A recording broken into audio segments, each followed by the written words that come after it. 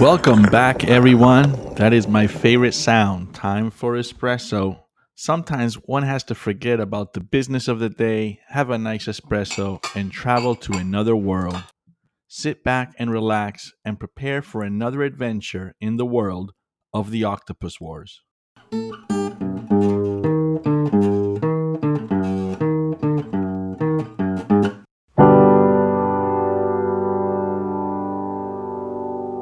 As Professor Champignon stated, it is a world that contains more truths than reality. I don't know if I really understand what that means, but it's interesting.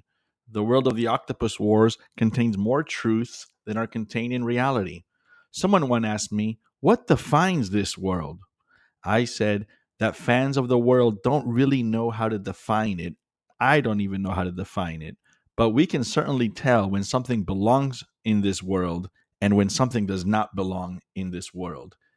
It's a world that really does have a life of its own. Well, today we are in for a real treat. We have part two of The Shallow Breather, which part two is the conclusion of the tale.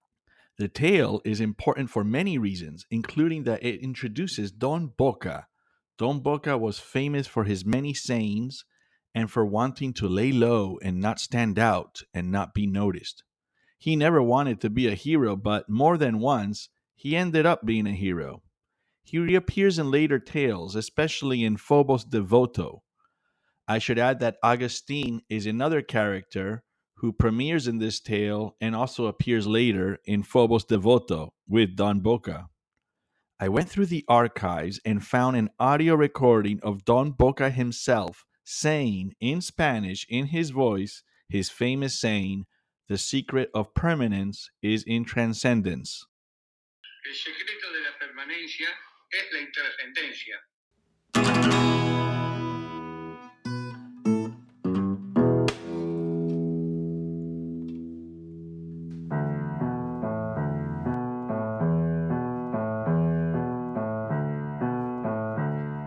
That was great to hear that. Before we begin the tale, here are some more facts about Don Boca. It was rumored in the provinces that Don Boca could always be found in a motionless sitting position, with his head pointed down to the ground, but careful observers learned that every so often he would stretch his arms out wide, make a face of desperation, and utter one of his many sayings like, if one is not in the jail cell or the hospital bed, then one must be content. He also would say, when Tango dies, life on earth will no longer be bearable. Or his most common saying, life is a sad tango. At other times, his motionless sitting position would be interrupted by his raising his head like a bird to look around and see if anybody was approaching him. He usually planted himself in a strategic location, somewhere in the city of Mendoza. He liked to sit at the benches outside the Cafe Astoria or the benches outside the Galaxia bar, where passersby could chat with him a bit about the news, football, which is soccer, or tango. He would stretch out his left arm, wiggle it up and down, and say, this is as far as my hand can go. Anything beyond this is simply outside my control. My hand can only go so far. I can't clean all these leaves, nor solve all the problems of the world. It's 1946, and everything is a darn mess. But the truth is that I didn't create this world. This is what people fail to understand. One is not in control of everything, Don Boca would say. He would add, I cannot stop the wind that will clog the acequias, nor the wars that are occurring overseas. According to the older gossips of Guaymallén, once in a while Don Boca would regret not having more regrets in life, with regret being what he called the price of one's adventures or ambitions. But such regretting about regrets occurred rarely. Only once every 6 months or so, Don Boca estimated. To Don Boca, this was a very small price to pay for being cautious in what he perceived to be a very dangerous world. Life is a hurricane, he once cautioned school children playing football near the church. Well, thank you for tuning in. I also want to encourage listeners to visit the website and review the wonderful drawings that were sent in by the fans. There are 4 galleries of such drawings. Eric Weiner sent in a beautiful drawing of Professor Rivarola at the Cafe Astoria, holding his beautiful statuettes, including the Egyptian statuettes. And Ursula James sent in a beautiful drawing of the Brujo Madridi, the witch Madridi. And Madridi is drawn in his kitchen, the place he loved to be. Ursula James also sent in a wonderful drawing of Dr. de Vartolo in his study, his consultorio. Another fan, Julia Stoffa, sent in a photograph of the actual oven that was used by Chef Tandil of the restaurant Caldo Major, and you could see that wonderful oven, wood-burning oven, on the website. Please be sure to visit the website, and as always, feel free to email me about the podcast, a podcast which is about a world from long ago and very far away. You may have noticed that episode 11 features some new music. I should add that all the piano work you hear on the podcast is performed by an 8-year-old girl. Yes, that is correct, by an 8-year-old girl. And now, with no further ado, we will continue The Shallow Breather as the submarine ascends through the South American continent, approaching Brazil.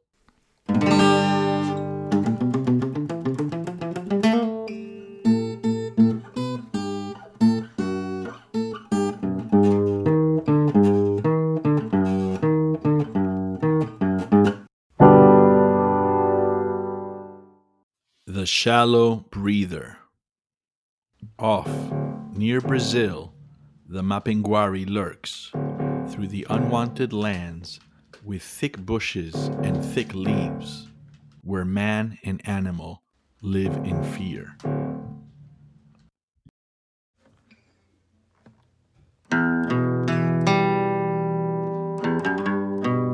Everyone in Ramasho cheered as the Shallow Breather, the submarine, descended into the river.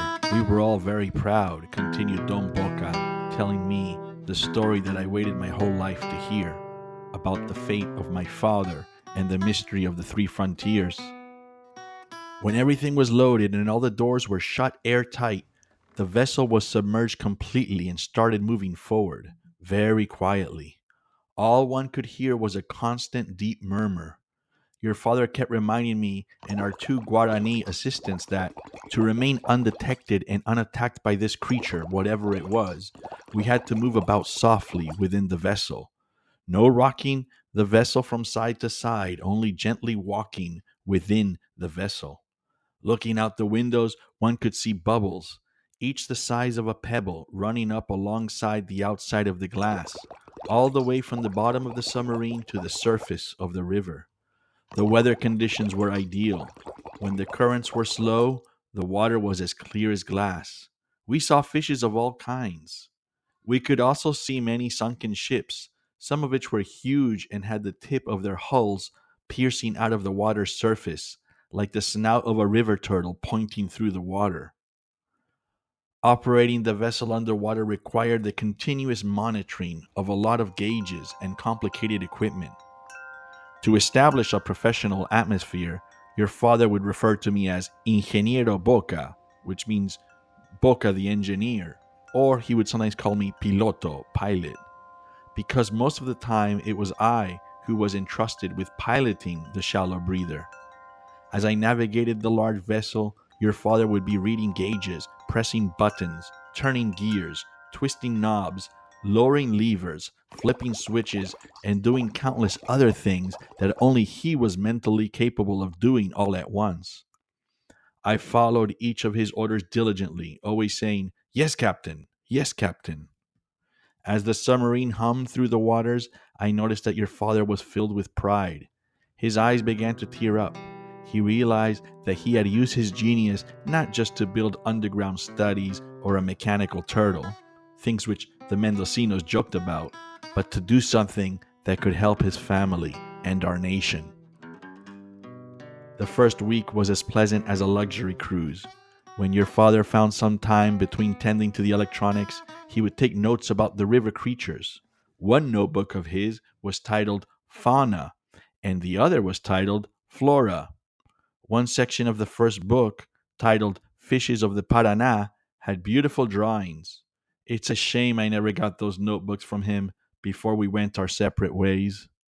For the first time in our lives, we felt like adventurers, alive, like we were really doing something worthwhile and making history.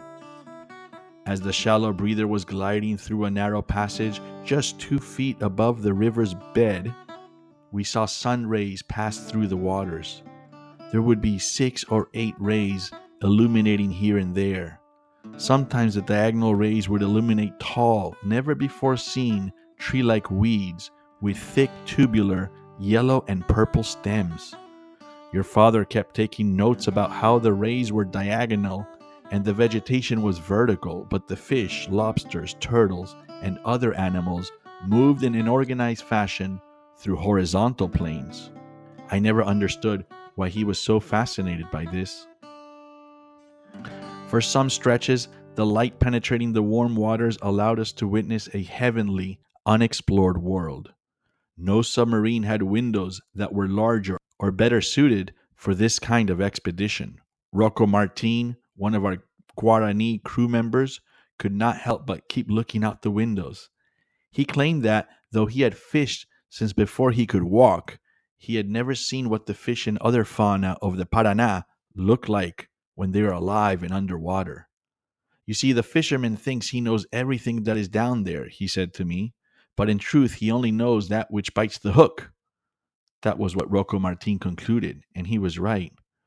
We all realize that the fish look different when they are in their element. This time, unfortunately, it was we who were outside our element.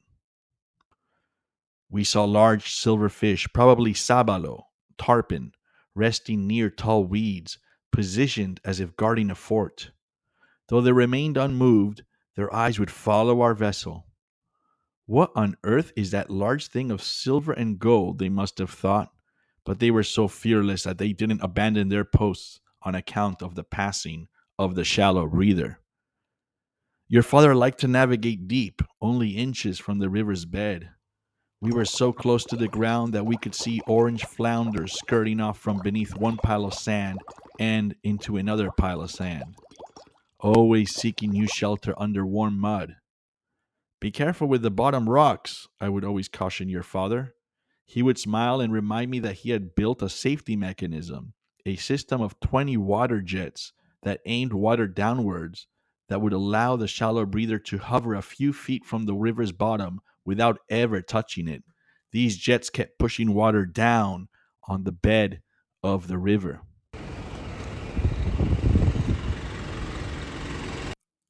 Your father would always direct our attention to unknown species like freshwater prawns that were colored red and yellow, large serpents painted in bands of pink and black, and 50-foot catfish of the surubi family with sharp teeth sticking out of their mouths.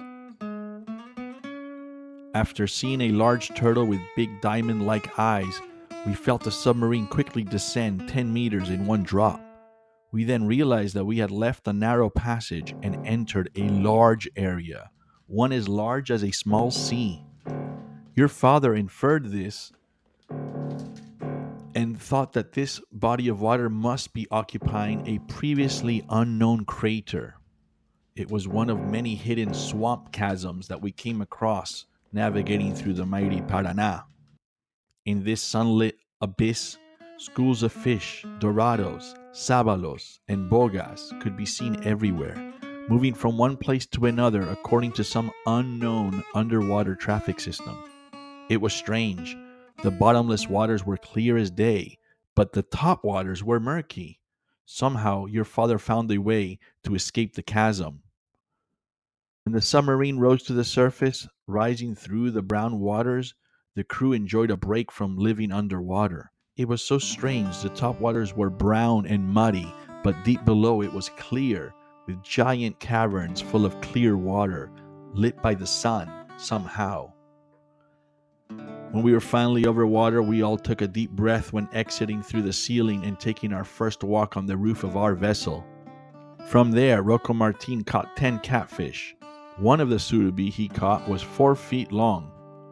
He also caught 3 piranhas and 2 large golden dorados, the prize-winning fish of the region. He caught these with only a tree branch and a long leaf of marsh grass. With charcoals, we grilled the fish, and underneath the sunlight, we ate while sitting on the roof. It was like one of those magical moments we celebrated as kids. It was after the first week that, through a periscope, I noticed that Juan Vittorio had been following us along in a small motorboat. He was following us all along, safely positioned about 1 mile behind us. Your father grinned about this, saying, "Send our beloved Captain Vittorio this message in a bottle." And this is the message that your father sent him. It said, "It is too dangerous to enter the Paraná system above water. You are welcome to join us in the shallow breather below the water's surface." But I knew that Vittorio would never join us, and he would rather study things from his own safe distance. Things started getting darker after the first fortnight. The vessel was rocking more than usual because of a never-ending tropical storm. It was the middle of the night, and we did not know our exact location within the river system. Though we knew that we were approaching the mighty delta of the Paraná near the province of Corrientes. As I steered the vessel, your father kept looking at the maps. Surrounding our river was nothing but swamplands illuminated by a full moon. It was an eerie situation. We were deep underwater in the middle of nowhere, surrounded by nothing and covered in a blanket of a dark tropical sky. One fear was that we would collide with a rock or a sunken ship, as there were many sunken ships in the river system. The rest of our fears were, of course, about that which we all fear most: the unknown. We were not in our element. We set the 2 golden sensors of the facade of the shallow breather to operate at full power. The frontal fog lamps now shone at full intensity, creating 2 cones of bright light within the dark, murky waters. Everything was black in that river, except for the 2 cones of light produced by the shallow breather. Once in a while, a fish or some other creature could be seen skirting through the light. Your father said that the lamps would not attract the creature because it was sensitive, not to light, but to vibrations. We soon realized that we had entered yet another swamp chasm. Your father saw that our faces were paralyzed with fear, so he took over the steering wheel and commanded us to turn off the emergency lights, drink some wine, and get some rest in the hindquarters of the submarine. We did this as the shallow breather pushed against underwater plants and violent underwater currents. Land of any sort, even the swampland, was very far away. Deep underwater, the nose of the vessel would sometimes climb upwards, sometimes it would climb downwards. We heard the most frightening creaking sounds, but the shallow breather held together. She was engineered so well and built so well. Every so often, a violent current would slap the face of the submarine from one side to the other. Your father did an incredible job as a submariner in those treacherous waters. Only drinking a lot of wine kept the rest of the crew from thinking that we would perish in a swamp chasm of the Paraná. It was in the middle of the night when everybody else was asleep that your father saw something terrible, which will never be understood. Coming out of the dark abyss before our ship, it went straight up to the front window of the ship and stared right at your father straight in the face.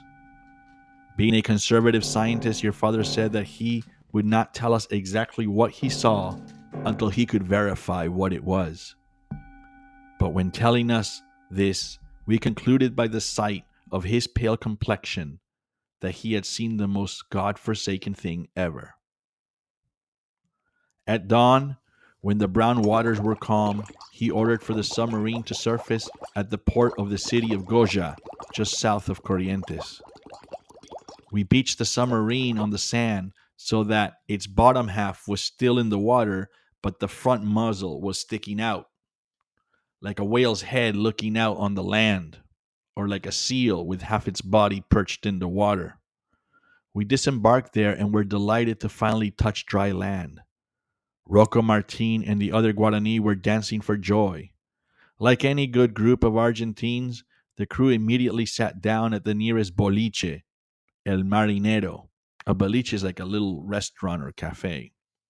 El Marinero was an outdoor cafe restaurant at a small port. The establishment was surrounded by strange trees that, like weeping willows, had thick vines and leaves that descended from the tall branches all the way down to the ground. I recall that all the wooden tables were damp and the ground was wet. Nothing anywhere was completely dry. It was at this moment at the cafe that I realized that I should never again leave my beloved, dry Mendoza. Like men always do, the Guarani and I started poking fun at each other about who looked the most terrified the night before. Rocco Martin concluded, "The world is not scary until one is scared, but then, when one is, it becomes absolutely terrifying." We all laughed together. How terrified we were. Your father did not join us in our celebration, but kept pacing along the river, as if in deep thought. The crew ordered hot cortados, which we had not enjoyed for over 2 weeks. You see, everything on our ship was cold. We sat down and started drinking our morning coffee and eating croissants cooked in lard, reaping the prime benefits of civilization. Next to us, we saw a pudgy man reading a newspaper. We realized it was no other than Juan Vitoro.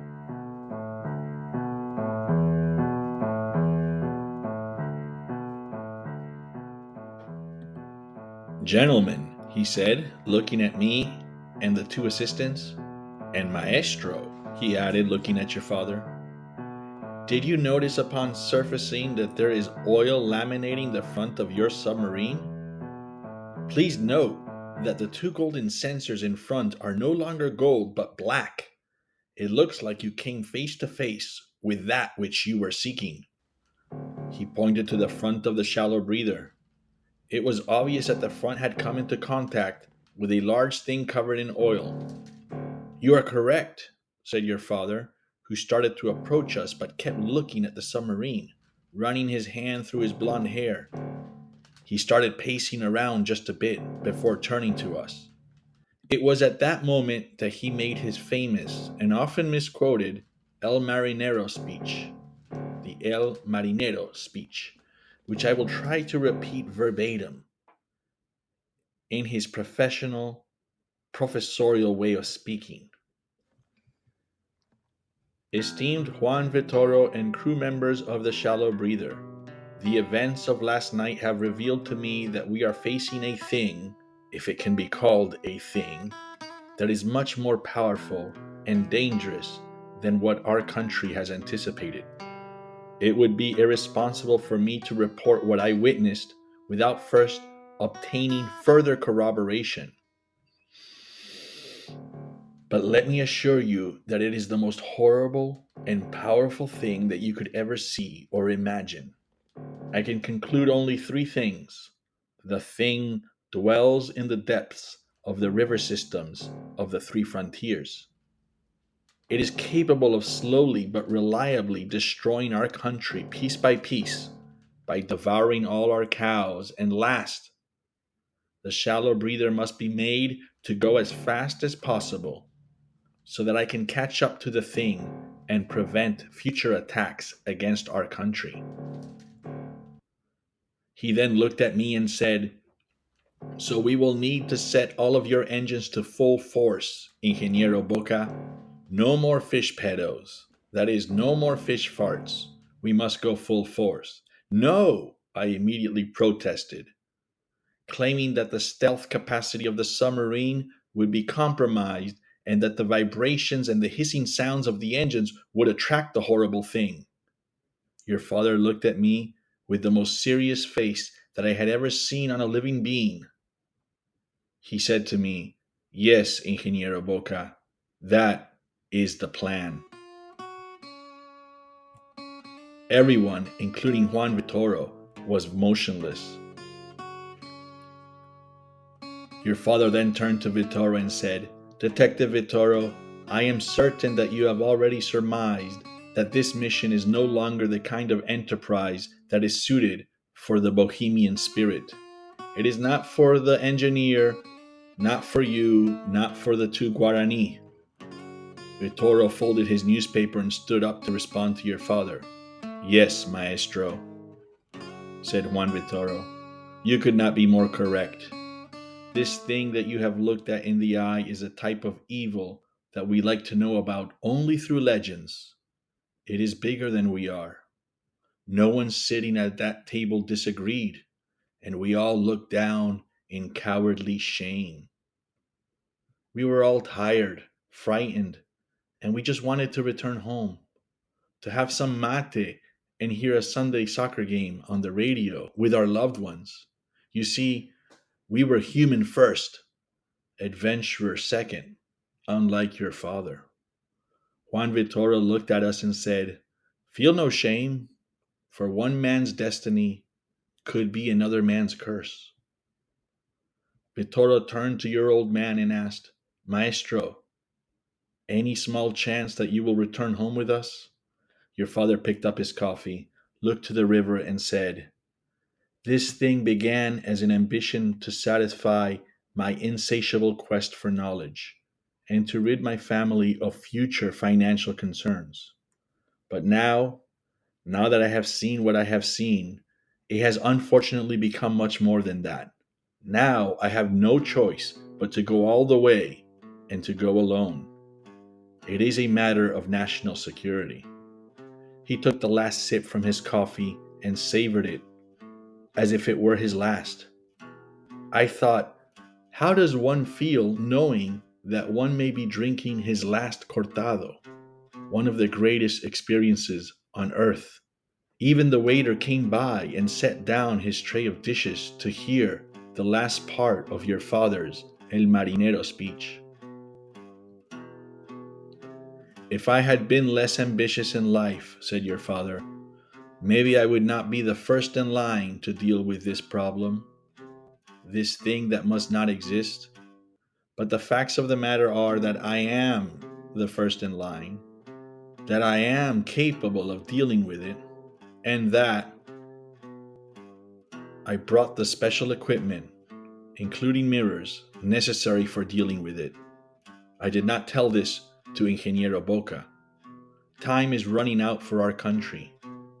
Because of my ambition and conscience, I have painted myself into this tropical corner, far from my home and climate.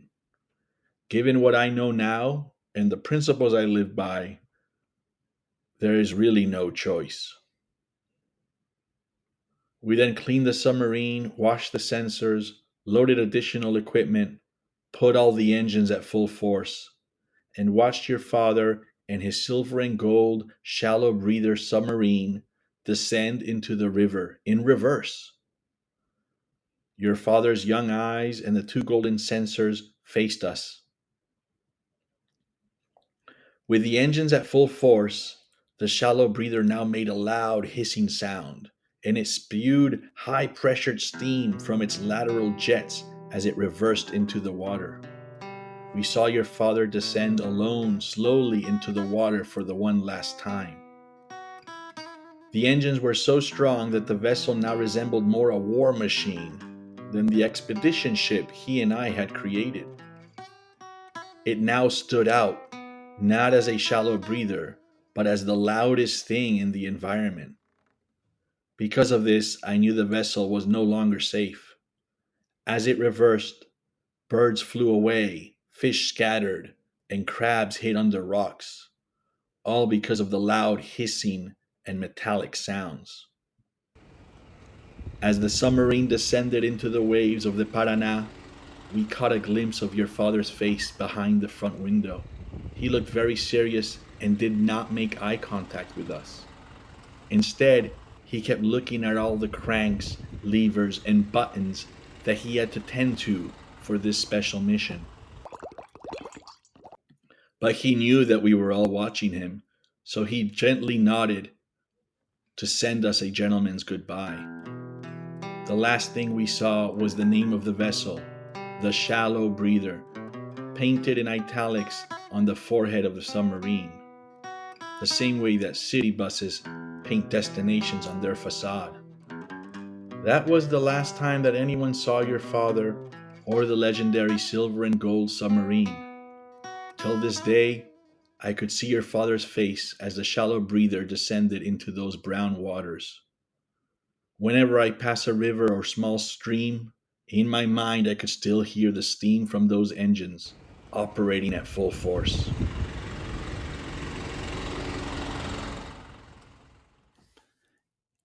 In the international newspapers, the end of the cattle massacres and disappearance of the shallow breather was simply dismissed as a South American thing. Vitora was classy enough to spread the word that if your father had not descended into those dark waters and had not continued the mission on his own, our fine country would have paid dearly with no cows and no economy. Vitora would tell everyone, you see, in this country, it was really true that there was no one second in line. What he meant was that if your father hadn't decided to do it, perhaps no one else would have. The cemetery was pitch black for 5 minutes, and then its night lamps flickered on. Some lamps turned on and then off again. Don Boca looked at them and said, that's how one's life begins and ends, usually to no consequence. But that's not how your father's life was. We sat there thinking about what happened as we watched the moths attack the dim bulbs. They're chasing a dream, added Don Boca. After observing the moths for half an hour, Don Boca looked at his watch and declared, if I didn't respect my wife so much, I would say that this kid of mine is a real son of a gun. Out of frustration, he said all this louder than usual. He spoke too loudly, and his voice attracted Agustin, who happened to be just 3 tombs away. Pucha, mumbled Don Boca, looking to where Agustin would be coming from. This is why I don't like to raise my voice, he whispered.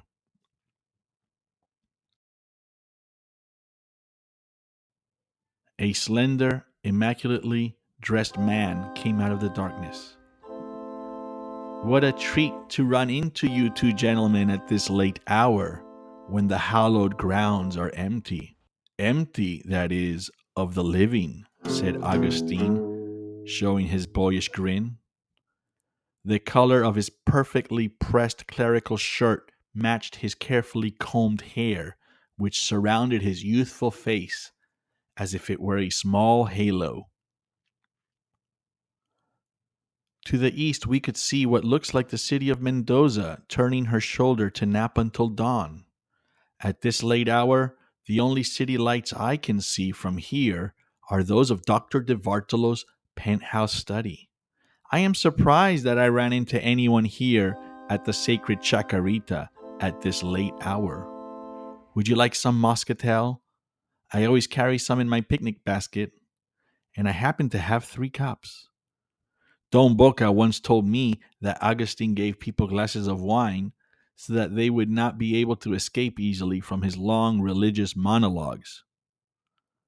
Aren't you going to finish your wine? Agustin would ask when someone was planning to exit after hearing more than enough about angels and demons and the apocalypse. We started sipping the moscatel that Agustin gave us, and we looked to the west, where we could see the dark horizon of the Andes only because the mountains somehow became darker than the rest of the sky, as if they were challenging the night's darkness and expansiveness. Augustine continued, night falling on the Andes is always both peaceful and eerily treacherous, like a dark cloud, said Augustine, with his smile illuminated by the lamplight. At night, the puma looks for moonlit lagoons, and the condors perch on the highest branches of the tallest poplars in Upsachata.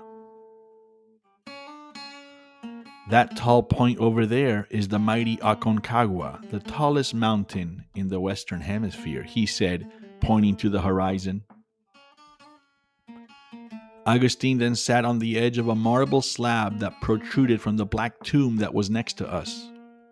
Out of respect, he said, I will polish it tomorrow, quickly wiping the surface with the cuff of his sleeve. A monologue began just as Don Boca predicted. I could not help but hear that you were speaking about the mystery of the three frontiers, those enchanted, diabolical lands far away in uncharted territories. It is because of what lurks there in those untamed lands that we, the people of Mendoza, were never able to have the honor of having your father rest in peace here at the Chacarita in the appropriate place. The greatest tragedy for a Mendocino is to die abroad, far away from the safety of our mountains and tall poplars, Agustin said to me. Thank you, Don Agustin, I said, sipping my muscatel. He continued. Instead, his resting place is now a giant coffin of aluminum and steel, buried hundreds of feet deep in the weeds and black waters of the Paraná, waters darker than our muscatel. Ages ago, the Guarani sang about what your father may have encountered in that thick bush. Off, near Brazil, the Mapinguari lurks through the unwanted lands with thick bushes and thick leaves, where man and animal live in fear. This tragedy occurred because this world, with its swamp chasms and pits, is a realm that is owned by the unnameable. He who was cast down from heaven, the fallen one, whose name I dare not say, said Augustine, pointing to the statue of angels in the center of the concrete pond. Please don't utter the name, Don Agustin, said Don Boca, who started looking with fear at the gargoyles, the broken fountain, and the horizon. Unfortunately, Don Boca missed last Sunday's Mass, Augustine said to me. But it was at this particular Mass that the Monsignor told of a story that I had heard many, many times before, about how the second in command of our dear heavens began to covet more than what the Almighty had set for him. As an angel, this second in command had another name, one that I dare not utter, but that is different from the name he was given after he was disgraced, when his beauty was turned into the most wretched horror one could ever imagine, with yellow eyes, horns, a goat tail, and the stench of sulfur. Don Boca took a sip of muscatel and said, Don Agustin, I missed the last Mass only because my son was dyspeptic, but I will be at the next one. You mean tomorrow? Verified Augustine. Yes, of course, I mean the Mass tomorrow, replied Don Boca, swallowing a gulp of muscatel. Seated on the tomb and looking at both of us, Augustine continued his monologue. Through schemes and lies, this second in command started turning angel against angel, introducing greed and avarice to the sacred world of the heavens. He built an army of angels to try to dethrone the proper king, but his mission failed. Michael, Gabriel, and the other archangels defeated him in the greatest battle ever. The unnameable one was then banished forever, but the war is far from over and continues for eternity. The gargoyles and holy water are the first line of defense against the desperate hunger that these creatures have for souls. But there are other lines of defense, like the condors and your father. 12 years ago, when you were studying in Buenos Aires, every Mendocino stood witness to a horrible invasion of evil creatures that came from the south, from Tierra del Fuego. The creatures looked like crows, but were purple and black and the size of horses. In the middle of the night, when the church bells rang 3 times, these beasts would call out a horrible cry and leave the tallest sycamores of our Cordillera, filling the night sky and heading toward our city, looking to descend upon the first moving thing they could see. We Mendocinos learned the hard way that, when night fell, we had to keep our city in complete darkness. No candles or late-night parrilladas, barbecues, were allowed. Though we could not see the creatures flying above us, we all felt that they were there, circling and looking down on our city, waiting for an opportunity. After 4 months, the large, purple and black crows mysteriously disappeared. These were giant creatures. No one knows why they left, but Madridi had a theory. He said that the condors of our Aconcagua got fed up with the unwelcome visitors filling up the night sky and blocking their paths. The crows were, it seems, blocking the flight paths of our great condors. So the condors decided to chase the crows away to the north, all the way to Salta. Those evil crows were as big as horses, said Madridi, but our Aconcagua condor is even bigger, the size of a horse and buggy. You see, as in the case of the crows flying above in the night sky, bad things are never seen, but their presence is always felt. Protect your souls, Agustin said, shaking his finger. Protect your souls. Don Boca nervously covered his stomach with a hand holding the muscatel. He raised his large eyebrows and moved his eyeballs from side to side, like a lighthouse scanning the dark seas. He kept checking that nothing strange was occurring in the necropolis. Don Agustin then turned to me. What your father did was what had to be done. The gossips who say that he suffered from wanderlust simply have no respect for the real history of our nation. The crew came close to evil, but it was your father who, underwater, looked evil in the eye, face to face. At that moment, he knew what he had to do. He went ahead and did it. He successfully contained that bad thing in those untamed lands, the three frontiers. And he kept that thing from returning to our sacred pampas. How unfair that few know of this story, and that there is no tomb in Mendoza to honor his sacrifice. Instead, the silver bullet that he built to pierce the heart of the beast is now his tomb, lying in a forgotten and unknown abyss. No one is able to leave flowers at it. No one is able to clean it and trim the weeds growing around it. No one is able to tend to it the way that I tend to these tombs here every day. His sarcophagus rests underwater in a world of snakes and piranha. Devils run by many names, including serpents, cucos, fulco, manduruktu, isnashi, evil crows, and the campesinos' bad lights. And then there is the term mapinguari and the Ayo harlequins. A wind blew away every single leaf that had covered the marble floor in Lucho's box. The wind was so strong that it even removed the leaves that were stuck in the gel of the concrete pond. Agustin, Don Boca, and I looked up at the wind and then at each other. Agustin smiled as if he knew what was going on with the winds and the heavens. To Agustin, everything is a sign from above, Don Boca once said, pointing to the sky. Don Boca was terrified, holding the muscatel tightly against his stomach and raising his head once in a while so that his owl-like eyes could look from side to side. He started rubbing his stomach, trying to keep his digestion from being ruined. Agustin continued, pointing up at the sky. But do not worry. He up there knows where your father's sacred tomb is, and he up there knows what your father did for our country. You see, it is the same old story all over again. Good thwarting evil, pushing it back into the hole from which it comes. It is a war that will continue until the apocalypse. May that glorious day come in our lifetime. Please no, whispered Don Boca, becrossing himself. Augustine finished his monologue and bid farewell in the cordial manner that was customary in our province. Don Boca and I were left thinking about everything that Augustine had said, about how, just because of one angel who wanted too much, there was a war in the heavens.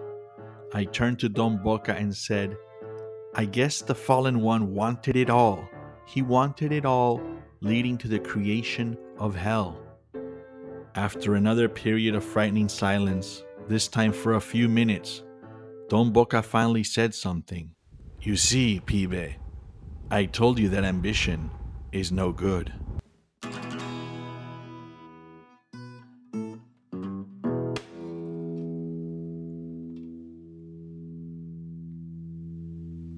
And that concludes The Shallow Breather.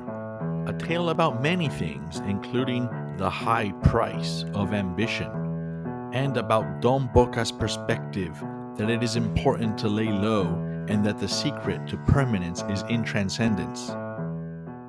El secreto de la permanencia es la intrascendencia. Please tune in next time for the next tale from the world of the Octopus Wars.